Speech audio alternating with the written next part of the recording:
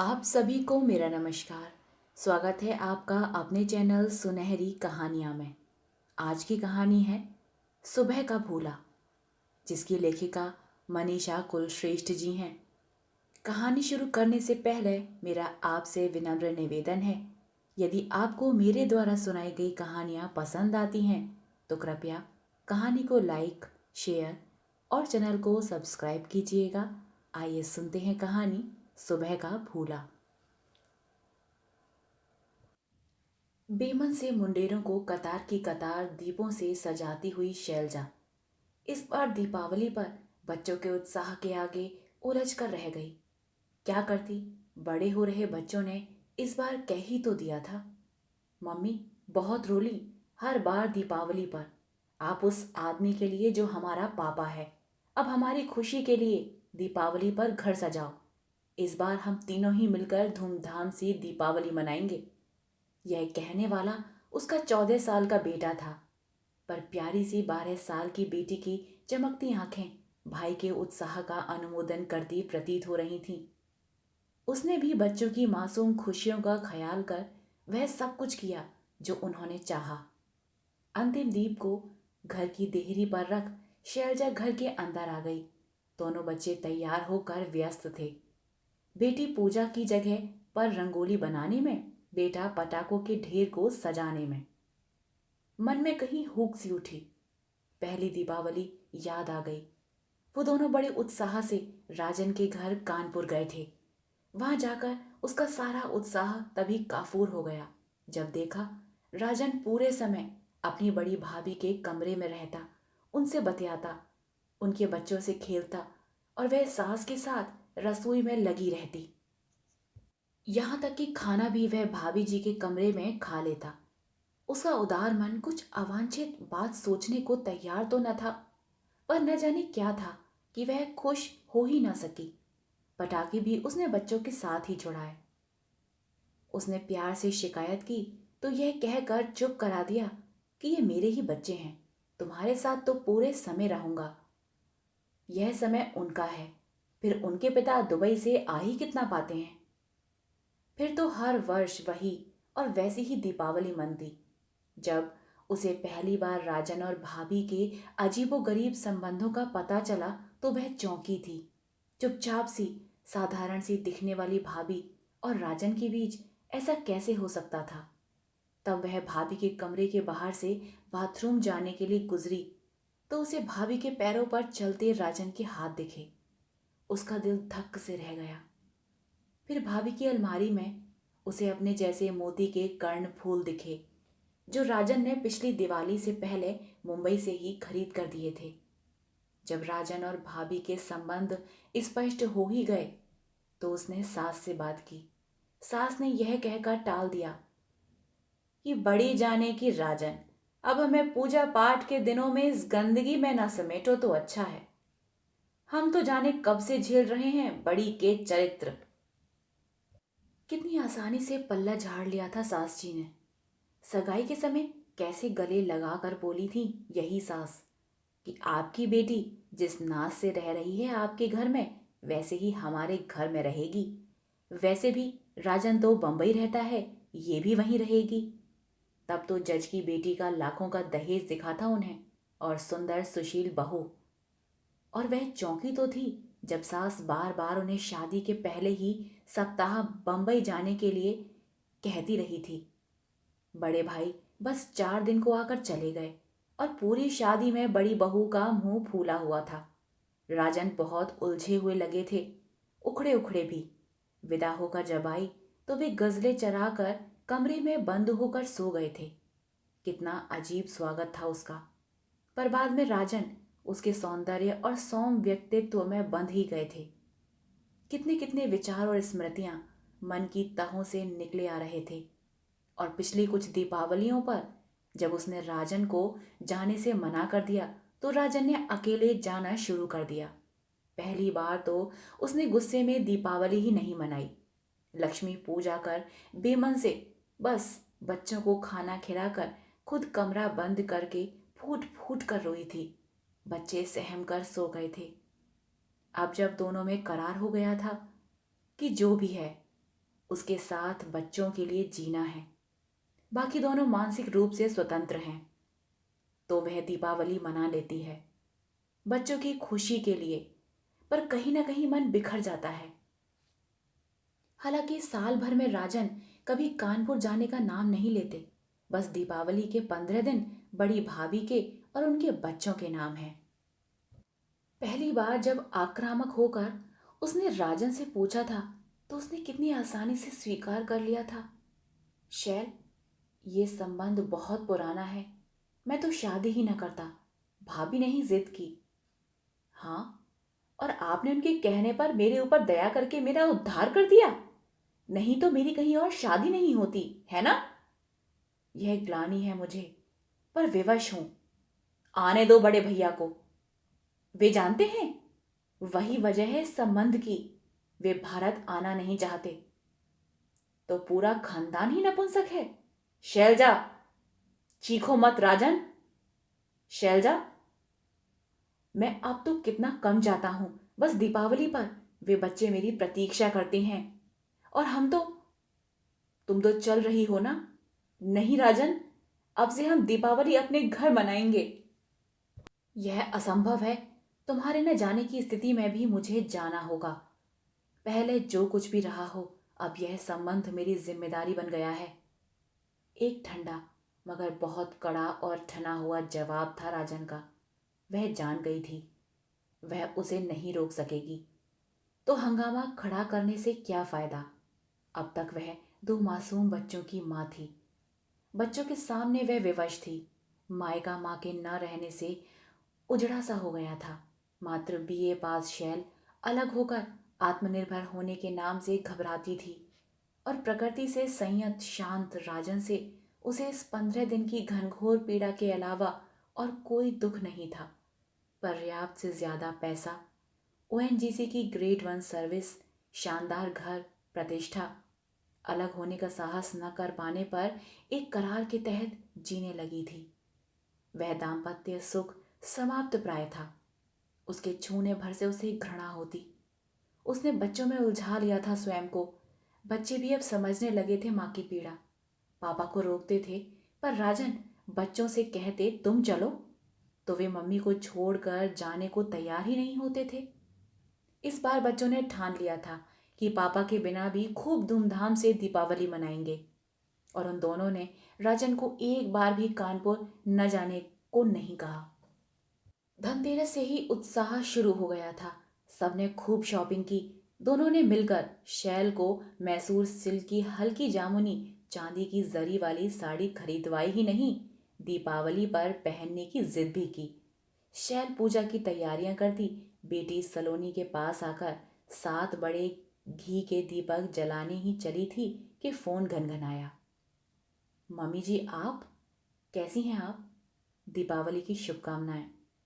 बहू, क्या बताएं, यहाँ तो ऐन दीपावली की सुबह कलेस हो गई घर में। कैसे? वो राजन की और यश की जमकर लड़ाई हुई। यश यानी बब्बू, बड़ी भाभी का बड़ा बेटा। हाँ, 18 साल का बेटा माँ के कुलच्छन कैसे बर्दाश्त कर सकता है। उसने अपने चाचा से कह दिया, हमें अपने हाल पर छोड़ दो, पापा नहीं आते तो ना आए। आपके आने से हमें जो बदनामी झेलनी होती है ना, वह पापा के भारत ना आने के पेन से कहीं ज्यादा है। और बहू, अपनी माँ से तो वह रोज झगड़ता ही था। मैं तो 4 दिन पहले ही राजन को ऑफिस में फोन करके कहा था कि इस बार दीपावली पर ना आए, पर वह सुनता कहाँ है उस जादूगरनी के सम्मोहन में किसी की। उसके कान अब कुछ सुन नहीं पा रहे थे। मन घृणा से भर गया था। छी, सास पर भी उसे गुस्सा आ रहा था। अब तक रोक न सकी, अब यह सब बता रही हैं। शायद वे विवश हों कि बड़ी बहू से बिगाड़ कर वे कैसे अपनी वृद्धावस्था में कानपुर छोड़ने को विवश होती, या जब तक पूरी बात खुली हो पता नहीं उनका बस ही न चला हो। पता नहीं क्या परिस्थिति हो, पर उसके जीवन में तो कड़वाहट भरने का जिम्मेदार पूरा खानदान ही है। वह तो माँ के रहते कभी उन्हें कह ही ना सकी। हर बार लगता कि उन्हें दुख पहुंचाकर क्या होगा। उन्हें तो नाज है अपने शांत प्रकृति के दामाद पर। बहू, सुन रही है ना? राजन यहां से गुस्से में चला गया है। दिल्ली से फ्लाइट पकड़ बंबई पहुंचता होगा। एकदम बिफर कर गया है। बेटी संभाल लेना उसे, सुबह का भूला समझकर। देर तो बहुत हो गई है, पर अब भी कुछ बिगड़ा नहीं है। सास के ये शब्द भी उसके मन में कोई हलचल नहीं कर सके। मन पर मानो बर्फ जमी थी। लौटकर फिर दिए जलाने लगती है। मम्मी, किसका फोन था? दादी का। अरे, क्या कहा दादी ने? आपने हमारी बात नहीं कराई। यश दादा प्रिया दीदी को दीपावली विश करना था। पापा वापस आ रहे हैं। कब? आज ही। सच मम्मी? हाँ सलोनी। दोनों बच्चे खुशी से चीखे। कहीं बर्फ की कठोर तह बच्चों की खुशी की गर्मी से पिघली, पर वह खुश नहीं हुई। अनंत ने पूछ ही लिया, मम्मी, आपको खुशी नहीं हो रही? बहुत सालों बाद पापा हमारे साथ दीपावली मनाएंगे। हाँ अनंत, मैं खुश हूँ। भोला बेटा बस इस वाक्य से ही खुश हो गया। दोनों बच्चे उत्साह से जल्दी जल्दी तैयारियां करने लगे। अनंत ने एयरपोर्ट फ़ोन कर दिल्ली से आने वाली फ़्लाइट के टाइमिंग्स भी पूछ लिए। पूजा बच्चों ने ही पापा के आने तक रोक ली थी। वह रसोई में आ गई और महाराज को पूरी का ज़्यादा आटा गूंदने का निर्देश देने लगी। तभी बड़ा गेट खड़का। उसने किचन की खिड़की से झांका। वही थे, थके, पस्त, अटैची उठाए। ममता और रोष दोनों विपरीत भाव साथ जगे। बच्चों के उत्साह ने राजन को गेट पर ही घेर लिया था। पापा, पापा इस बार बहुत मजा आएगा दीपावली पर।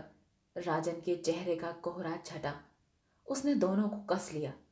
वह खामोश वहीं खड़ी थी। राजन ने जब जाना तो उसे देखा। उसे लगा कहीं पश्चाताप नमी की तरल परत बन उनकी आंखों में उतर आया है। उसने कुछ पूछने की आवश्यकता महसूस नहीं की। महाराज पानी और चाय साथ ही लेकर आ गया। चाय के बाद राजन नहाने चले गए। लौटे तो धुले सफेद पजामे कुर्ते में सीधे पूजा घर में चले गए और वहीं से पुकारा, शैलजा, अरे गंगाजल कहाँ है? अरे भाई आओ, मुहूर्त निकला जा रहा है। बच्चे कहाँ हैं? उनकी आवाज बहुत अजनबी मगर बहुत गुनगुनी लगी। बर्फ की एक और तह और पिघली। वह बच्चों को लेकर पूजा घर में चली गई और राजन के वामांग खाली पड़ी जगह पर बैठते हिचकी तो राजन ने हाथ पकड़कर बिठा लिया। पहली बार अपने घर में गूंजते राजन की गहरी आवाज में श्लोक उसके मन में गहरे उतर रहे थे। वहां कानपुर में भाभी के पास बैठे राजन के यही श्लोक उसे अर्थहीन लगते थे। पूजा पाठ व्यर्थ लगता था, पर अब इन शांत पलों में वह यह सब नहीं सोचेगी। श्रद्धा के साथ उसने सिर ढक लिया। पूजा के बाद सबने खाना खाया। फिर राजा ने ही कहा, पटाखे आकर चलाएंगे, पहले शहर की रोशनी देखने और कुछ खास मित्रों से मिलने चलते हैं। हर बार माँ के साथ अकेले पड़ जाने वाले बच्चों की खुशी का ठिकाना न था। शैलजा कुछ पूछकर राजन उन बातों को छेड़कर बच्चों के उत्साह को कम न करना चाहते थे। बहुत दिनों बाद पति के साथ खड़े होकर खास मित्रों के बीच शैलजा अपनी सारी दुविधाएं छोड़ चहकने लगती है। लौटे तो बर्फ की कई कई सतहें गल कर बह गई थीं। पटाखे चलाने में राजन स्वयं बच्चा बन गए थे। बच्चों को सुलाकर वह देर तक ब्रश करती रही, चेहरा साफ करती रही। बेडरूम में जाने को वह स्वयं को तैयार नहीं कर पा रही थी। फिर भी उसे कपड़े बदलने जाना ही पड़ा। वह नाइटी पहन बच्चों के कमरे की ओर मुड़ी ही थी। शैल, मैं लौट आया हूं।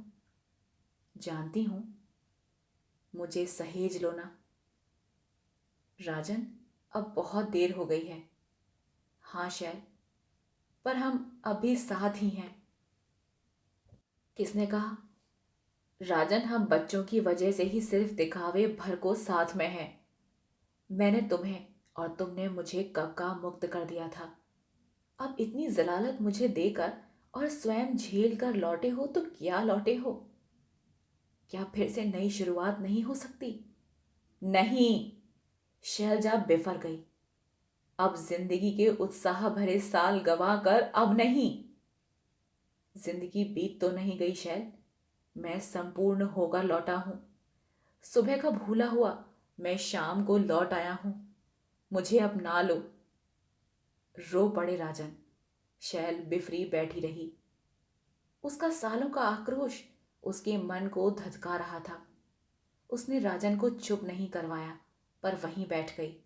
राजन ने पानी पीकर स्वयं को संयत किया और शैल का हाथ पकड़ जबरन टेरेस पर बने झूले पर ले गए। कुछ दिए अब भी जल रहे थे, कुछ बुझ गए थे। राजन ने एक दिया ले सारी कतार फिर जला दी। अब भी एक दो रॉकेट आकाश में टकराकर फूटते और हरे गुलाबी फूलों में बिखर जाते। दोनों देर तक चुप बैठे रहे। राजन ने शैलजा का हाथ हल्के से छुआ तो आक्रोश आंखों की राह बह निकला। थोड़ी देर बाद दोनों एक दूसरे के कंधे से लगे रहे और रोते रहे। जब सर्द हवाओं का रुख बदला तो दोनों अंदर चले आए। बर्फ की अंतिम सतह कब की पिघल चुकी थी। खिड़की पर रखे दीपकों की हल्की मध्यम आंच दोनों के तन मन में ऊष्मा भर रही थी। आप सुन रहे थे कहानी सुबह का भूला। आशा करती हूँ आपको यह कहानी पसंद आई हो। कहानी पसंद आई हो तो कृपया कहानी को लाइक, शेयर और चैनल को सब्सक्राइब कीजिएगा। मिलते हैं एक नई कहानी के साथ। तब तक के लिए धन्यवाद।